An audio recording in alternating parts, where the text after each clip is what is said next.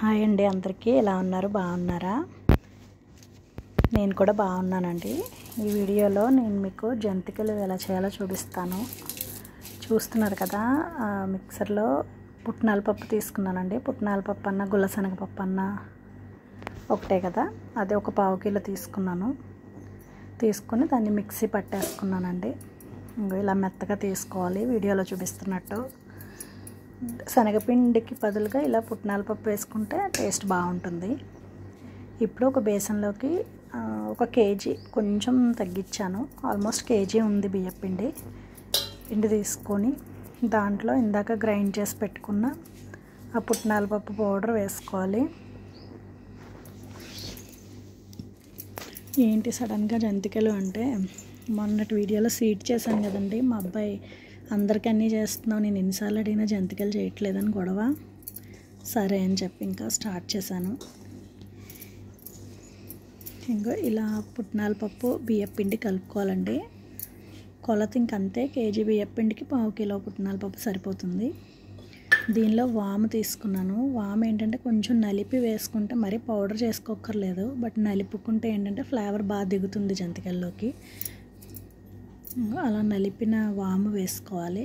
ఇది కొంచెం ఎక్కువ వేసుకున్నా పర్వాలేదండి, ఇవి కడుపు నొప్పి రాకుండా చేస్తాయి పిల్లలకి. కొంచెం నువ్వులు, ఇవన్నీ కూడా మరీ ఎక్కువ తీసుకుంటే అసలు పదార్థాన్ని డామినేట్ చేసేస్తాయి. సో ఏవైనా సరే సరిపడా తీసుకోవాలి. ఉప్పు అండి, ఉప్పు తగినంత వేసుకోవాలి మీ టేస్ట్కి తగ్గట్టు. కొంతమంది తక్కువ తింటారు, కొంతమంది ఎక్కువ తింటారు కదా. సో మీ టేస్ట్కి తగ్గట్టు ఉప్పు కారాలు వేసుకోండి.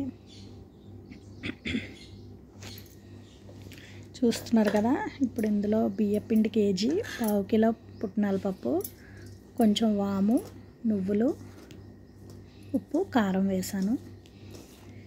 ఇప్పుడు ఇందులో అన్నీ కలిసేలా మంచిగా కలుపుకొని వెన్న తీసుకుందామండి. ఏంటి ప్రతి దానిలో వెన్న వేస్తున్నాను అని అనుకోవద్దు. ఇది ఏంటంటే హెల్త్కి మంచిది, ప్లస్ ఫుడ్ చేసే పదార్థానికి టేస్ట్ ఇస్తుంది, ఒక రకమైన కమ్మదనం వస్తుంది. సో కంపల్సరీ నేను వెన్న యాడ్ చేస్తాను దేంట్లో అయినా కూడాను. ఇప్పుడు నెయ్యి తినని పిల్లలు ఉంటారు, అలాంటి వాళ్ళందరూ నెయ్యి తినని పిల్లలు ఉంటారు కదండి, వాళ్ళకి ఏంటంటే ఇలా ఏదో రూపంలో కొంచెం వెళ్తుంది కదా, అందుకని చెప్పి ప్లస్ మెయిన్లీ టేస్ట్ కోసం వెన్న కంపల్సరీ యాడ్ చేస్తాను. ఇప్పుడు చూసారు కదా, దీంట్లో కొంచెం వాటర్ పోసుకుని మరీ గట్టిగా కాదు, అలానే మరీ పలచగా కాదు. మీకు జంతికలు కొట్టడం ఐడియా ఉంటుంది కదా, దానిలోంచి ఈజీగా పడేలాగా కలుపుకోవాలి. ఇలా కొంచెం ఒకేసారి పోసేసుకోకూడదండి వాటరు, మనం కలిపి చూసుకుంటూ ఉంటే మనకు అర్థమవుతుంది. అంతే, కొంచెం కలుపుకుందాము. వాటర్ పోసుకొని కలుపుకోవాలన్నమాట జాగ్రత్తగా. చూస్తున్నారు కదా, అలాగా మనకి తెలుస్తుంది, ముద్దలాగా అయ్యేలాగా కలుపుకోవాలి. కావాలంటే కలిపి ఒకసారి జంతికలు గొట్టంలో వేసి చూసుకున్నాక సరిగ్గా పడకపోతే ఇంకొంచెం వాటర్ పోసుకోవచ్చు. కానీ ముందే ఎక్కువ వాటర్ పోసిస్తే తర్వాత మళ్ళీ పిండిదే లేదనుకోండి మన దగ్గర ప్రాబ్లం అవుతుంది, జారిపోయి మెత్తగా వస్తాయి జంతికలు. సో ఇంకా చూసారు కదా, ఇలా కలుపుకోవాలి చక్కగా. ఇప్పుడు జంతికలు కొట్టడానికి నేను ఈ సైజు హోల్స్ ఉన్నది తీసుకున్నాను. లోపల ఆయిల్ రాసుకోవాలండి జంతికలు కొట్టడానికి, అప్పుడు అంటుకోకుండా ఉంటుందన్నమాట. కొంచెం ముద్ద తీసుకొని ఫస్ట్ దానిలో వేసుకుందాము. వేసి జంతికలు మనకు ఐడియా ఉంటుంది కదండి అందరికీను. ఇది ఎవరికి తెలియదని కాదు, జస్ట్ నేను ఎలాగో చేస్తున్నాను కదా, ఎవరికైనా ఈజీగా చేసుకోవడానికి ఎలాగా అని చూడాలి అనుకుంటే మన వీడియో ఉంటుంది కదా అన్నట్టు, ప్లస్ నాకు కూడా చేసినందుకు గుర్తుగా ఉంచుకోవాలని వీడియో తీసుకున్నాను. అస్తమాను చేస్తూనే ఉంటాను, చేసిన ప్రతిసారి ఏం వీడియో తీనండి. చూసారు కదా, ఆయిల్లో వేసుకున్నాను.